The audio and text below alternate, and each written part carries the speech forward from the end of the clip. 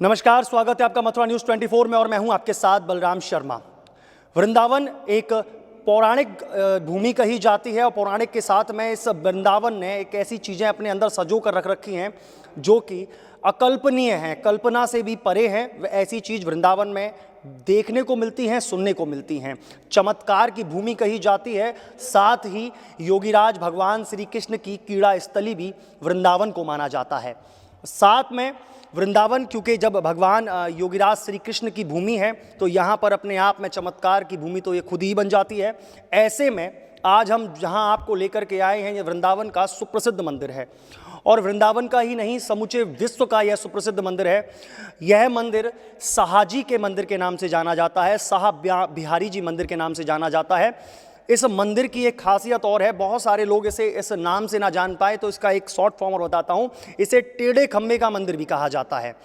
टेढ़े खम्भे के मंदिर के नाम से भी यह मंदिर बहुत ज़्यादा फेमस है और इसकी दिव्यता और सुंदरता इसलिए और बढ़ जाती है क्योंकि शायद आपको कहीं पूरे विश्व में एक पत्थर से बने हुए टेढ़े खम्भे नहीं देखने को मिलेंगे। पत्थर की डिज़ाइन बहुत सारे तरह की मिलेंगी लेकिन एक टेढ़े खम्भे की नहीं मिलेगी एक पत्थर से। साथ में इस मंदिर में इतनी अलौकिक चीज़ें हैं जो कि बस जब जब देखें, जब जब ऐसा लगता है कि जाने हम कहीं दूसरी दुनिया में आ गए हैं या हम कहीं और लोक में हैं। आज उसी जगह के आपको साक्षात्कार कराता हूं, कुछ दृश्य दिखाता हूं, फिर आगे की चर्चा।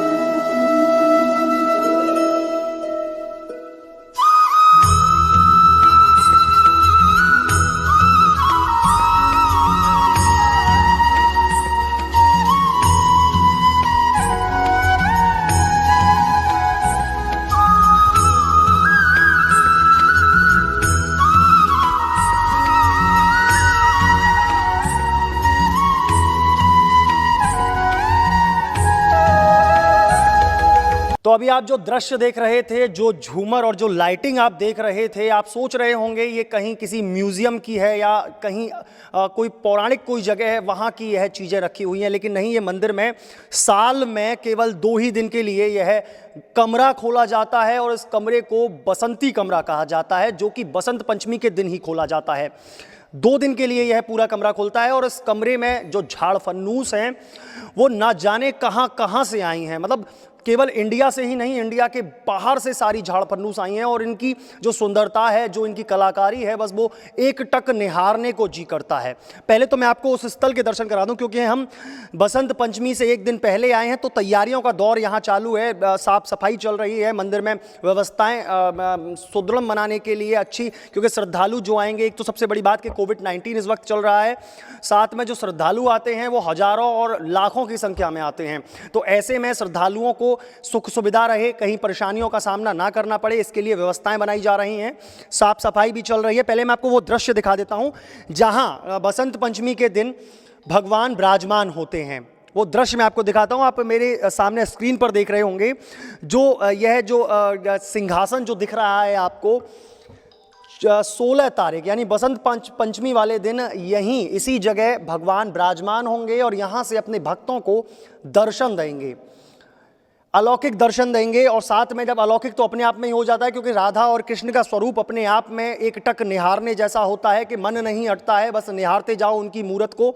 लेकिन जब उनकी सुंदरता और 4 चांद लग जाता है उस सुंदरता में, जब इस जगह आकर वह विराजमान हो जाते हैं। हमारे साथ में जो मंदिर के कर्मचारी हैं, जो मंदिर के देखरेख करते हैं, मनीष जी हमारे साथ मौजूद हैं, मनीष कुमार शर्मा जी हमारे साथ मौजूद हैं। इनसे जानेंगे कि ये जो झाड़ फन्नूस जो यहाँ लगाए गए हैं, ये जो झूमर है, जो नदी है, जो नहर है, कहाँ से आई हैं और क्या है इसकी रहस्य।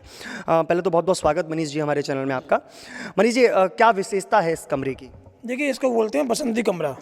ये साल में 2 बार खोला जाता है, एक तो बसंत पंचमी पर और एक सावन में रक्षाबंधन से 2 दिन पहले, 13 से 14 वाले दिन। इसमें देखने के लिए देश विदेश से आए हुए झूमर, ये बेल्जियम के झूमर हैं, विदेशी झूमर हैं, काफ़ी कॉस्टली हैं ये। और 16 तारीख को सुबह 10 बजे करीब भगवान राधा रमन इस सिंहासन में विराजमान होंगे। सारी इसकी लाइटिंग जलेगी और बसंती कैसे बोलते हैं ना, बसंती कलर, बसंती वस्त्र, बसंती तरह का भोग लगता है ठाकुर जी का। ये बीच में नहर बनी हुई है, एक ही पत्थर की, इसमें कोई जॉइंट नहीं है, एक ही मार्बल से काट के तराशी हुई नहर है। ऊपर जो पेंटिंग देख रहे हैं, इसको 140 साल हो गए पेंटिंग को। 140 साल से दोबारा अभी तक पेंटिंग नहीं, पूरी हैंड पेंटिंग है, हाथ से की ये पेंटिंग है ये। और इसको बोलते हैं, साल में इसकी तैयारी चल रही है, पूरी में सजावट हो रही है। और श्रद्धालुओं के लिए आने का रास्ता ये वाला रास्ता रहता है। भगवान को ठाकुर जी मतलब जब आते हैं तो भगवान का गुप्त रास्ता वो आने का वो है, ठाकुर जी को वहाँ से लाके यहाँ विराजमान कर देते हैं, क्योंकि वो अपरस का आने का रास्ता है, केवल भगवान के लिए खुलता है साल में एक बार वो भी। और श्रद्धालुओं के लिए ये रास्ता खोल दिया था पूरा। तो जो परदेसी लोग श्रद्धालु आते हैं उनको यहाँ से लाके इनको यहाँ से गेट से फिर बाहर निकाल दिया जाता है। मनीष जी, आपने बताया कि इनकी अमूल्य है, ये वैसे भी अमूल्य क्योंकि इसलिए हो जाती है क्योंकि आप 140 वर्ष पुरानी तो इस पेंटिंगों को बता रहे हैं, तो इनकी तो और भी ज़्यादा पुरानी हुई। करीब कितने वर्ष इस झूमरों को और इन लाइटों को हो गए हैं? देखिए, ये मंदिर बना था 1868 में, इसका निर्माण हुआ था। सन 1860 में इसका जो निर्माण हुआ था, 1868 में काम खत्म। 8 साल लगे इस मंदिर को बनने में। और ये आप जो झूमर जो देख रहे हैं, पहले पुराने ज़माने में इनमें जलती थी मोमबत्ती या कैंडल जलती थी, जैसे कि आप ये लैम्प देख रहे हैं बीच में, जिनको बोलते हैं चिमनियाँ। ये अरंडी के तेल से दीपक जलते थे, लेकिन अब जैसे जैसे आविष्कार बढ़ता गया तो अब लाइटिंग की व्यवस्था कर दी गई है इसमें। और इसमें सबसे कॉस्टली झूमर जो हमारा ये बीच वाला झूमर है, वैसे सारे कॉस्टली हैं, इनको बोलते हैं बेस कीमती झूमर, इनका कोई मतलब मोल नहीं है। सबसे बेस्ट हमारा कीमती झूमर इसमें यही वाला है इसमें जी। अब एक लगभग काफ़ी लंबा समय हो जाता है, 60 से बताया आपने, 1960 में, 1860 में यह मंदिर बनकर तैयार हुआ था। तो सोचिए आप, जब से अब तक यह एक धरोहर है, हमारे देश की धरोहर ही है, क्योंकि इतने जो बेसकीमती जो झूमर और जो झाड़ फन्नूस यहाँ देखने को मिल रही हैं, ये शायद कहीं और नहीं देखने को मिलेंगी। आज भी इस मंदिर को श्रद्धालुओं के लिए खोला जाता है केवल 2 ही दिन। अब करीब कितने श्रद्धालुओं का अनुमान लगा के रखते हैं, कैसे करते हैं? हजारों संख्याओं की भीड़ आती है, काफ़ी भीड़ आती है। तो उसमें जो हमारे जो वृंदावन के जो कोतवाली परिवारी हैं, तो उनका भी काफ़ी सहयोग रहता है, पुलिस वालों का भी सहयोग रहता है। हमारे स्कॉटिंग के बच्चे भी आते हैं, तो उनको डंडा लेकर खड़ा कर दिया जाता है। कोई भी श्रद्धालु वगैरह मतलब अपनी बगीचे में ना उतर जाए, कोई मतलब गिर ना पड़े, तो उनको भी रास्ता दिखाने के लिए पुलिस का भी काफ़ी सहयोग रहता है इसमें। जी, एक चीज़ और मुझे बताइए, जब यहाँ श्रद्धालु आते हैं तो अब की बार, क्योंकि अब कोविड-19 तो चल ही रहा है, अब की बार विशेषतर लोगों को क्या देखने को मिलेगा? क्योंकि देखिए अब तो डबल बढ़ जाती है इसकी महत्वता, क्योंकि कुंभ मेला आ गया है, तो हज़ारों की संख्या में श्रद्धालु वैसे ही दर्शन करने आ रहे हैं। तो जब उनको पता चलेगा कि कुंभ मेला के साथ साथ में बसंती कमरा भी खुल रहा है, तो वो यहाँ भी आएंगे, तो भीड़ डबल हो जाएगी। तो ऐसे में क्या अब की बार विशेष मिलेगा लोगों को देखने के लिए, क्या रहेगा? क्योंकि देखिए सुबह से ही स्नान पूजा तो होती है ठाकुर जी की, लेकिन बसंत पंचमी वाले दिन विशेष क्या रहता है? विशेष ये रहती है कि तो सारी लाइटें इसकी ऑन हो जाएंगी और कोविड-19 का पालन भी किया जाएगा। कम से कम मतलब इतना किया जाएगा कि लोगों को रोक रोक के धीरे धीरे जाने दी जाए, क्योंकि इसमें आपने देखा हो कोरोना काल में कितनी स्थिति खराब हो गई थी लोगों की, और इस वजह से कोविड-19 को ध्यान रखते हुए लोगों को बहुत ही रोक रोक के धीरे धीरे कम अवस्था में भीड़ में उनको निकाला जाएगा। ज़्यादा भीड़ भी इकट्ठी नहीं करनी है। इसी वजह से पुलिस प्रशासन से हमने मदद भी ली है, तो पुलिस प्रशासन भी यहाँ काफ़ी आएगा यहाँ पे, तो उन्हीं के हिसाब से जो हम श्रद्धालुओं को धीरे धीरे निकालते रहेंगे। अच्छा, क्या भोग विशेष क्या लगेगा आपके ठाकुर जी का? किस तरीके से वस्त्र पहनेंगे अब की बार? क्या उनका विशेष रहेगा? श्रृंगार प्लस भोजन, उनका जो भोग लगेगा ठाकुर जी का, वो किस तरीके से रहेगा? देखिए, जो हमेशा जब बसंत पंचमी कहते हैं ना कि बसंत का जो राजा होता है, ऋतु जो होता है बसंत होता है, तो उसमें जो पीले रंग के वस्त्र ठाकुर जी विराजमान करेंगे, पहनेंगे उनको। और जो माँ के पुजारी हैं हमारे जो, वो भी पीले रंग के वस्त्र पहनेंगे, और ठाकुर जी का बेर का भोग लगेगा और पीली मिठाइयों का भोग लगेगा। सारी चीज़ें पीले रंग की रहती हैं इसमें। मतलब बेर का भोग लगेगा, जो कि एक नई रुत की जो फल है, जो पहला रुत का बेर है।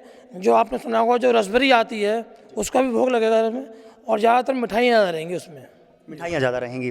तो वाकई में यह दर्शन अपने आप में अलौकिक हो जाएंगे। 16 तारीख को यह मंदिर खुलने जा रहा है। इस मंदिर के खुलते ही श्रद्धालुओं का जमावड़ा इस मंदिर की ओर आ जाएगा, क्योंकि वाकई में इतना सुंदर यह मंदिर शायद कहीं नहीं देखने को मिलेगा। इंडिया में ही, मैं सबसे बड़ी बात कहता हूं कि भारत में ही ऐसी चीज़ें देखने को मिलती हैं, भारत के बाहर तो कहीं नहीं है। और भारत में भी मुख्यतः वृंदावन में अलौकिक चीज़ें देखने का मन करता है और दिखती भी हैं। तो आज आपको बसंती कमरे के दृश्य दिखाए। मैं एक बार फिर से अपने कैमरामैन सहयोगी से कहूँगा कि वो एक बार सड़सड़ाती हुई निगाह से एक बार आपको फिर दोबारा से दिखाए कि जिस तरीके से यहाँ जो आपको झूमर दिख रहा है, ये जिस तरीके से बताया जा रहा है कि बेसकीमती झूमर है। झूमर आप लोग देख रहे हैं, इसी के साथ में आप जो नहर देख रहे हैं वो नहर केवल एक ही पत्थर से तैयार की हुई नहर है। साथ ही ये जो जितने भी आप जो झाड़ फन्नूस देख रहे हैं ये एकमात्र विदेश से आए हुए सारे झाड़ फन्नूस हैं और इतने पुराने हैं कि इनकी दिव्यता और सुंदरता अपने आप में भर जाती है। हालांकि अब इसका थोड़ा सा मैं कहूँ कि जिस तरीके से आजकल लोग डेवलप हो रहे हैं तो इसको डेवलप करने के लिए इन झाड़ फन्नूसों में लाइट संचालित कर दी गई है, लेकिन अगर पूर्व समय की बात करूं तो पुराने समय में इसमें मोमबत्तियां लगाकर इनको जलाया जाता था। तो आप सोच सकते हैं कि मोमबत्तियों की रोशनी में अगर इसको हम एक आंख बंद कर निहारना चाहें तो इनकी सुंदरता कितनी बढ़ जाती है। इसी के साथ में मैं आपको एक पेंटिंग और दिखाना चाहता हूं, एक ठाकुर जी की, जो ठाकुर जी यहाँ विराजमान होते हैं उनकी एक पेंटिंग बनी हुई है। बहुत ही सुंदर एक पेंटिंग है जिससे ठाकुर जी लग रहा है कि वाकई में एकटक बस निहारते रहो। सुंदर वस्त्र पहने हुए हैं, गले में माला पड़ी हुई है, पिछवाई बहुत सुंदर लग रही है, ठाकुर जी के ऊपर सोने का छत्र रखा हुआ है। मतलब अद्भुत नज़ारा है और अद्भुत दृश्य हैं। अपने आप में यह मंदिर शुरू से ही अद्भुत रहा है और यहाँ की दिव्यता और अखंडता शायद जो लोग वृंदावन आते हैं उन लोगों ने देखी होगी, यहाँ की चीज़ों से रूबरू हुए होंगे, यहाँ इस मंदिर में आकर अपने मन को शांत किया होगा, अपने आप को तृप्त किया होगा। ऐसी अन्य खबरों को देखने के लिए जुड़े रहिए मथुरा न्यूज़ 24 के साथ। अपने सहयोगी सुनील कुमार के साथ मैं बलराम शर्मा, मथुरा न्यूज़ 24।